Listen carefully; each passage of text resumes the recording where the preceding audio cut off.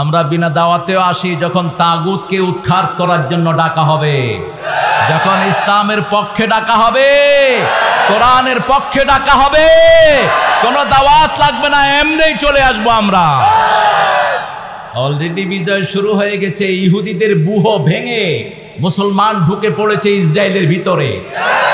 যেই কুকুরটা মুসলমানদেরকে আক্রমণ করার জন্য প্রতিনিয়ত ইহুদিদের এজেন্ট যেটা শূন্য পাঠাতো, ভিতর থেকে তাকে ধরে নিয়ে আসা হয়েছে। এসে গাজাতে তাকে চূড়ান্ত শাস্তির সম্মুখীন করেছে মুসলমানরা। মাত্র 20 মিনিটে 7000 ক্ষেপণাস্ত্র ফেলেছে ইহুদির বুকের উপরে। সেই দিন বেশি দূরে নয়, সারা পৃথিবী ঘেরাও করে ইহুদির বাচ্চাদেরকে ধরা হবে। মুসলমান যদি একসাথ হয় পৃথিবীতে কেউ বাঁচতে পারবে না, ঠিক কিনা? কিন্তু আমরা কখনো প্রতিশোধ নেই না, আমরা উদার। আমরা কি উদার? আমার কোরআন আমাদেরকে উদার হতে শিখিয়েছে। রাসূল সাল্লাল্লাহু আলাইহি ওয়াসাল্লাম সবচেয়ে বেশি জিহাদ প্রিয় মানুষ। 10 বছরে 80টা যুদ্ধ করেছেন। কয়টা? আমরা এক যুদ্ধের ঠেলাই শেষ। 10 বছরে 80টা যুদ্ধ করেছেন রাহমাতাল লিল।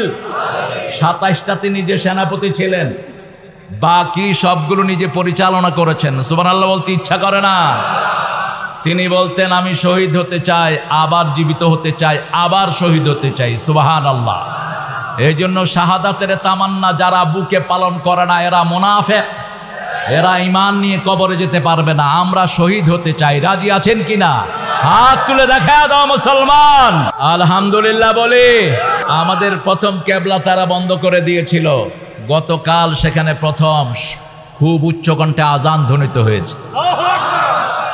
আপনারা দেখেছেন এতদিন কি অত্যাচার তারা করেছে। আমরা ধরি না, ধরলে আর ছাড়ি না। মুসলমান যখন একজন হাত তোলে, আল্লাহ বলছেন ইয়াকুনা 20 সাবিরুনা ইয়াগলিবু মিয়াতাইন, সূরা আনফাল। তোমাদের মধ্যে যদি 20 জন ধৈর্যশীল হও, আমি 200 কাফেরের উপর বিজয় দান করে দেব। আবার কোথায় মারতে হবে সেটা বোধহয় কোরআনে নাই, আছে না? ফাদরিবুহুম ফাওকাল আনাক মিনহুম কুল্লাল বানান। আগে গর্দানে দিবি, এরপরে গিরায় গিরায় দিবি। কে বলতেছেন? আরে কে বলতেছেন? আল্লাহ বলছেন খবরদার মুসলমানরা গায়ে হাত তুলো না। আমরা বাংলাদেশের সব কালেমা পড়া লোকেরা একদল।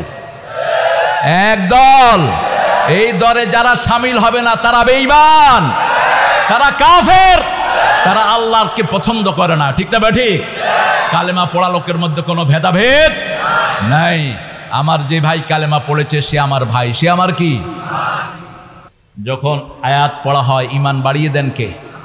আর এমন নেয়ামতের মুসলমান একজন মুসলমানও নাই যার পেটে কোরআন নাই, ঠিক না ঠিক?